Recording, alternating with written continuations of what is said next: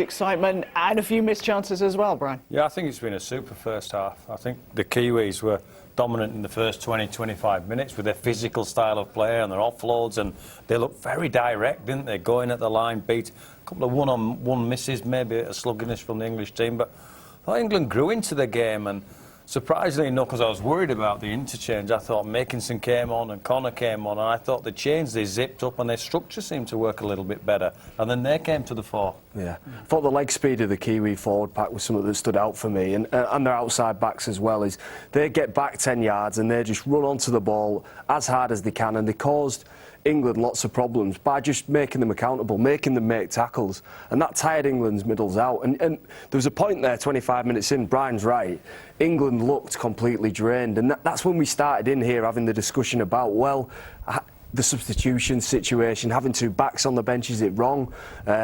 And that's right to have that discussion, because England looked really tired in the middle. But what we saw is England really stick in. There was a big tackle from Scott Taylor, which we'll have a look at in a minute. But from that point there, England got the ball. Once they got the ball back in hand, they've looked fresher, more energised, they've created some chances. The flip side to New Zealand is those big boys as well, they're tired. The back end of the half, the New Zealand team were tired as well, and England took advantage of that. And for me, England now of this second half are going to have to take New Zealand to a dark place towards the back end of this second half, and there'll be some more opportunities for them. Justin, when we look at the opening try as a coach, I mean, it looked for all the world that it was going to be a 40-20 for England. As a coach, though, are you critical of how England responded to that kick, that they just seemed to assume it had happened? Oh, definitely. You know, you got to have your kick chase on song, and very unlucky Gareth Widdop kick. And in the end, Small man situation that Justin was talking about there, New Zealand are just trying to create that. If Isaac Luke sees Burgess there in the line and they've been a bit disorganised in the chase, it's a nightmare for a coach and a player. One of them big units, and you get those little blokes running past. Wow, watch out. How much do you think that energised England, getting that try? Yeah, well, look, when you're lacking energy, you need the ball. Look, the hardest thing in rugby league is defending. And what New Zealand made England do was defend and just be accountable and make tackles, and that it tired England out. Well, England, in that situation, what do you need? You need possession. And they got that. And when they got it, they made the most of it. And I thought they did remarkably well. I thought Makinson coming on made a difference. Jake Connor had some really nice touches, a pass for the Ryan Hall try, another pass that led to something that we'll talk about as well. And, you know, those two interchanges reinvigorated things as much as anything, Tanya, I think. And, you know, England will be happy, though, 12 Oh, definitely. You know, they'll be really happy with that. And I think the second half's going to open up, definitely, with these conditions. And the key is taking your opportunities. You know, we saw a couple of errors from Jermaine McGilvray and Gareth Widdop straight after each other. That put England under pressure.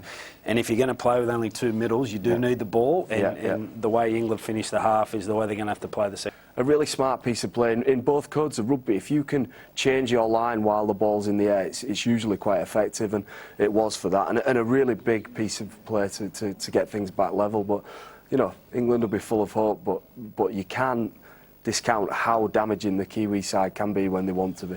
Justin, you talked beforehand that Michael Maguire's game plan will be fairly similar, the physical side of it, but the offloads from New Zealand have been so damaging, haven't they? Oh, absolutely. And that's, you know, John identified that before the game, and I think every time just in situations where the defences are relatively settled and organised, these offloads just create a little bit of time for somebody who's really threatening to become a danger. That being said, I think England have defended really well.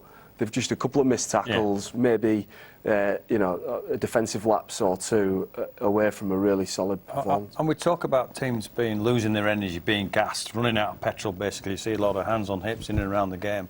But I'm going to pay big credit to the boy Solomona. He's the biggest man on the field, probably the biggest man on the planet.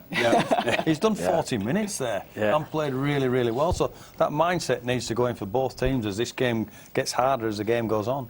Particularly early on, there were a few missed opportunities from England. They seemed to settle into the game, but yeah, people that we really expect to deliver. Ball down. We believe that was a try. It wasn't given, it wasn't to be, but it's irrelevant. Didn't look at the side angle for Ryan Hall. Yeah, so it's irrelevant now because England are in a great spot. At 12-0, we were very worried. And if it had gone 18-0, Scott Taylor's tackle there could be the single biggest moment of that first half. Well, let's switch to football with more than 18 million of you tuning in to see England beat Tunisia on Monday evening. You probably don't need to be reminded that this is happening tomorrow. England's World Cup begin. And it is in from Harry Kane again. That could make a huge difference to the way this World Cup goes for England. The FIFA World Cup, England v Panama, live Sunday, 12:10 on BBC One and BBC iPlayer. So match of the day live, England versus Panama, BBC One tomorrow, 12:10 they go on air. The kick-off is at 1 o'clock. It is not to be missed. So how do you expect the second half to go? What do England need to do better? I think they've grown into the game. I think Wayne Bennett will reinforce, keep on doing what you're doing. You've come to terms with what New Zealand are doing, which is their physical side, their ability to offload. You've got to stay attention, pay attention when the ball's offload, which they will continue to do. Stay up as a unit and get the play to zero, i.e. until they can't play anymore. But I think they finished the better of the half.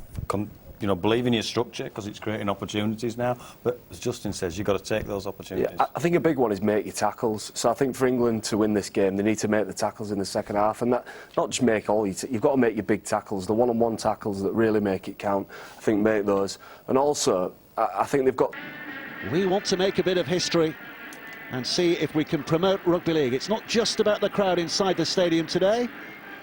Pounding the ball forward, and you know they took New Zealand on at their own game in many respects, but found the smarts as well to get over the line. And I think they tired the Kiwi team out. Yeah, I think they did some things really well in that second half. They grew into the game. Ball control for me, I think they were relatively flawless. In fact, I don't think they made an error in that second half, and that just gave them all the possession they needed, and it really took all of the Kiwi strength away from them. And when they looked dangerous, New Zealand was at the start of the game when they were fresh. Now, once England weathered that storm and got into the game, I thought England were by far the better side. I thought they created chances, but more importantly, internationally, they took chances as well. I'm biased. Tommy Makinson, a teammate of mine, I thought he was incredible. I thought Jake Connor really made a difference. Pleased to see those guys go well in the first international game. We saw Isaac Luke, a really cynical hand stamp, but that seemed Exactly what he was doing. He's actually picked on the wrong bloke as well, because John Bateman